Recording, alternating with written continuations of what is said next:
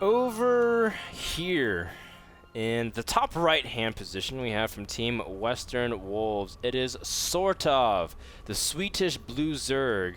And over yonder, across the hill and around the bend, and past some spaceships, it's Ragnarok from Team SCV Life, who has beaten several of his teammates to get here. He beat Revival, as well as a list of other players. Guys, both these guys have gotten here on their ZVZ, beating notable players. Most notably for Sortof, he beat Symbol. And now they need their CVZ to carry them all the way. Remember, the winner of this series gets one of the wildcard spots for the NASL playoffs. And those of you maybe watching who don't understand the playoffs and the wildcard system, Ben, would you care to enlighten them? Sure. The wild cards are essentially a round of play prior to the round of 16. So we're going to have some of the players that didn't win their groups, but the guys that performed well all season duking it out for the final 8 spots. Yes, final 8 spots. We have the top 8 players that have the best map score as well as their record.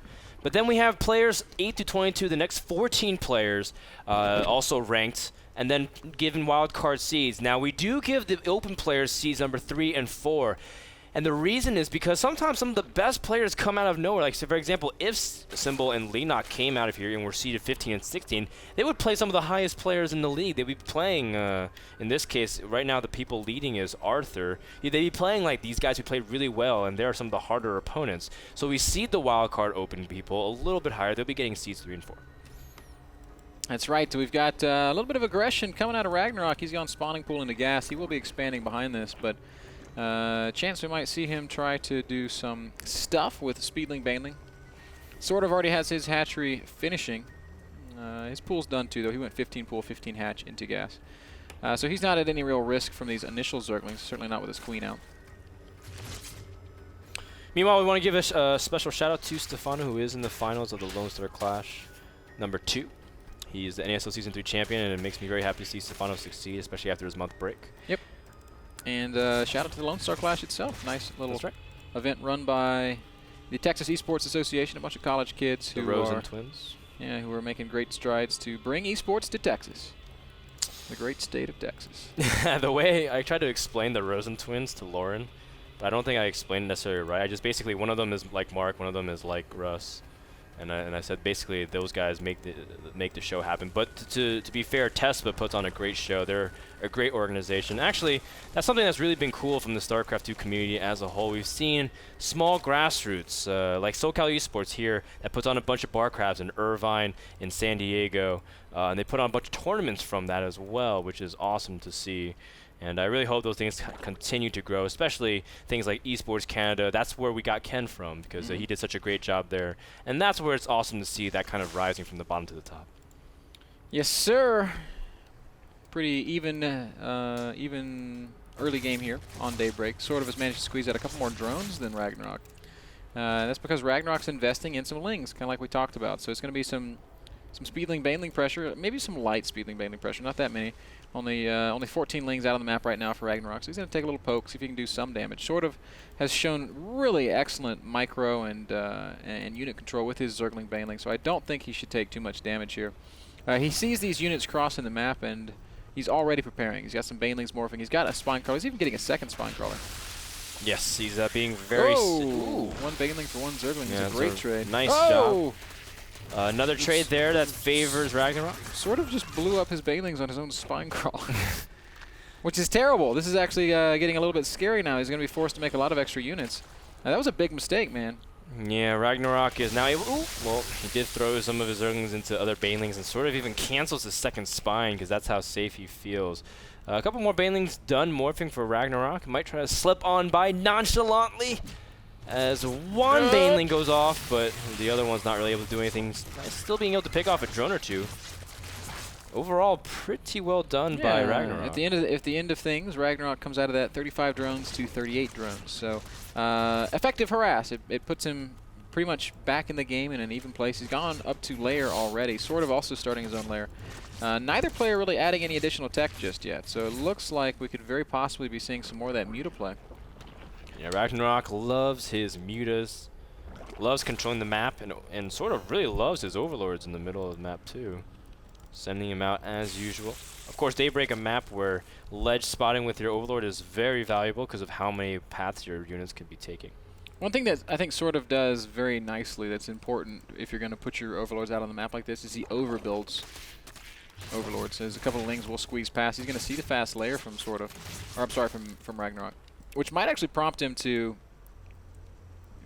hustle up with his anti-air. The overbuilds? Is that what you said? What, the one nice he overbuilds overlords. So like when he I thought that was like a certain build that you do, like the overbuild. No. He makes more overlords than he needs. That way, if he loses overlords, he's not ever that heavily supply blocked, and it's something that I've been impressed with in these past few games for him. Spire is down for Ragnarok. Sortof is already working on his infestation pit. He will have infestor tech in play much faster than Ragnarok will have mutas out. That's because the Spire is one of the longest building tech structures in the game. It takes 100 seconds to build a Spire. As long as a hive.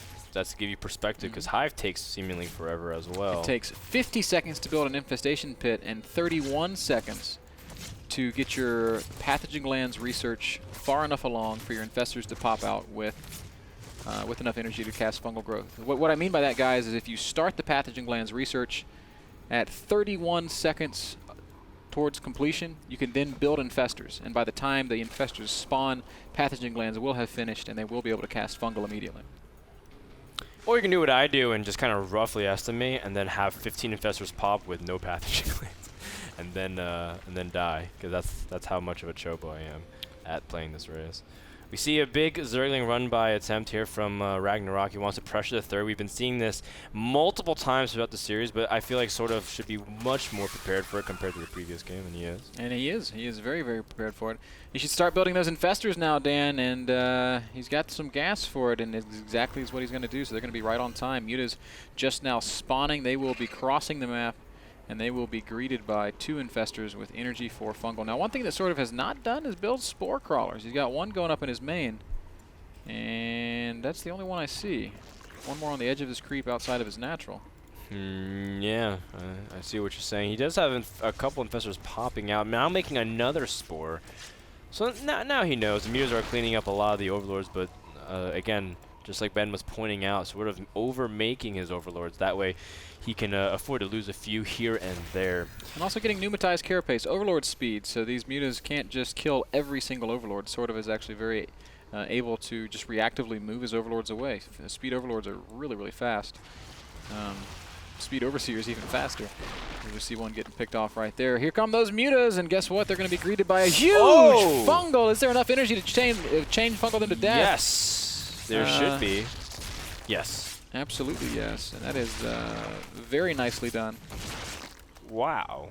So Ragnarok just lost 700 resources in mutas, and now basically has that investment lost. He doesn't have any control.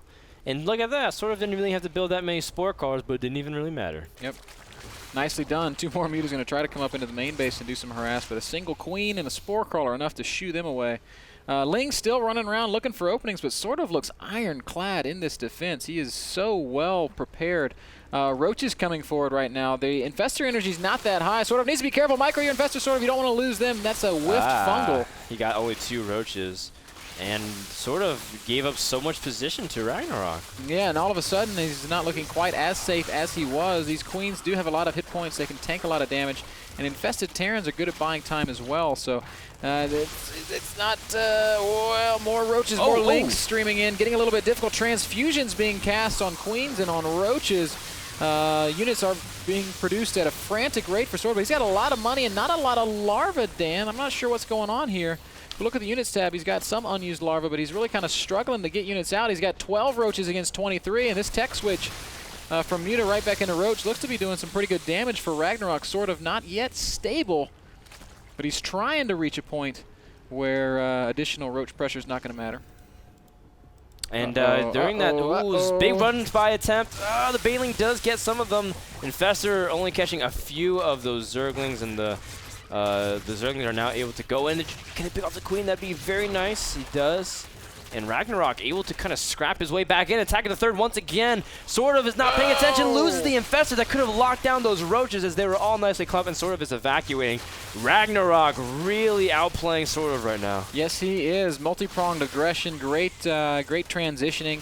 The Mutas did nothing, but the Roach switch was super, super effective. Very nicely done there by Ragnarok. Picks off that third base, cementing a strong lead as he moves into the later parts of the mid-game. Now, Sortof does have +2 finishing.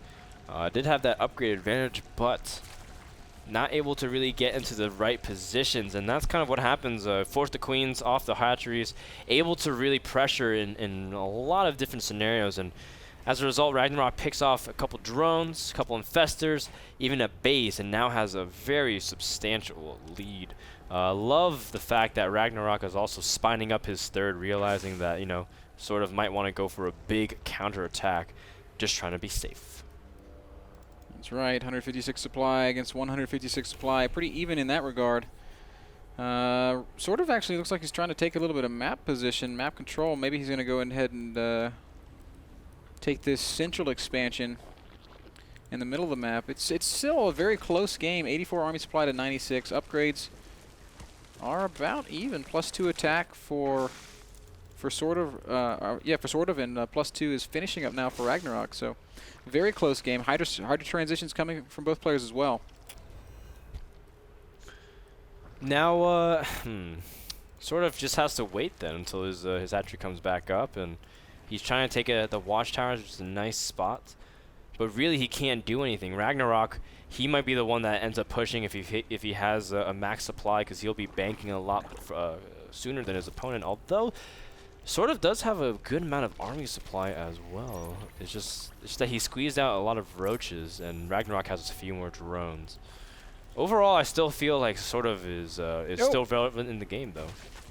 Fester catching some units down in the bottom half of the map, and here's a nice small victory for Sortof, killing a lot of... Oh, he's going to kill this entire little counterattack squad. Oh, that was really nice. Ragnarok had that waiting just for Sortof to move out so he could counter, but Sortof spotted it and kind of shut it down. Sortof's maxed out right now, Dan. Ragnarok's at 178 supply, and it's a very scary 178 supply. 7 infestors, a strong mix of roaches and hydras. Where are all his infest? Oh, they're back here. Just kidding. I wasn't sure where they were.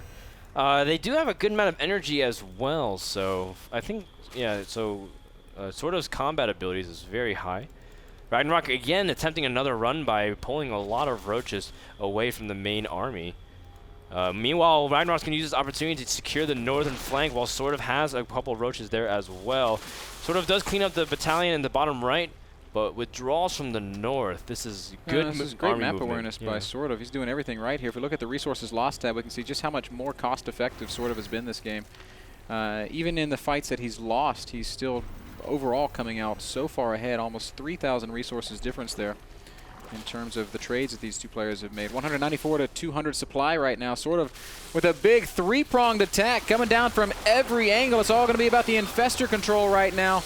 So many infested Terrans being spawned. Big fungals being cast as well, and Ragnarok's supply is dropping rapidly. Look at the flank from the south as well. So even if Sortof can break through the center, he also has a big flank that can just completely overwhelm these infestors and roaches. And there's nothing really here from Ragnarok to defend the center base. Sortof gaining big momentum. The Swedish Zerg is he going to be able to secure a second game right here, Ben? Well, he's definitely going to pick off this hatchery. Great play from Sortof. This is going to put him in a commanding lead here.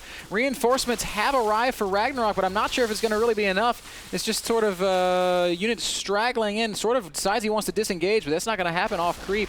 He's going to have to stand and fight. Big fungal going to get cast, and another one could actually turn the tide of this fight, as Sortof's reinforcements showing up as well. And even when Ragnarok looks like he's going to push back, Sortof has an answer, and this hatchery will die once more. Sortof doing all the right stuff. Ragnarok is in big trouble. Oh, trying to push up the ramp, and normally that's a very tough spot for any Zerg to do, but there's no infestors to lock it down. Sortof dropping the infested Terrans. He really wants to bust his position. Ragnarok trying to get into position position as well, but his Infestors don't have energy either, and it's going to come down to who has the better army, and I definitely agree with Sortof here because he has the upgrade advantage. He also has Hydras mixed into it. GG! Game number 2 goes to Sortof, and he is up 2-0, 1 game away from securing his wildcard spot. Nice play, Sortof, as you're exactly right. He is 1 game away from making it to the NASL wildcards, 1 game away from qualification for the NASL 5th season. So really cool stuff. Sortof, excellent play. Game was brought to you guys by GameSpot. GameSpot provides great coverage for not just video game releases and video game stuff, but also for esports. That's right. GameSpot.com/esports for all their videos and interviews. We'll be back with our 3rd game of this series, Sortof versus Ragnarok. Who's going to win, Korea or the world? We'll find out right after this break.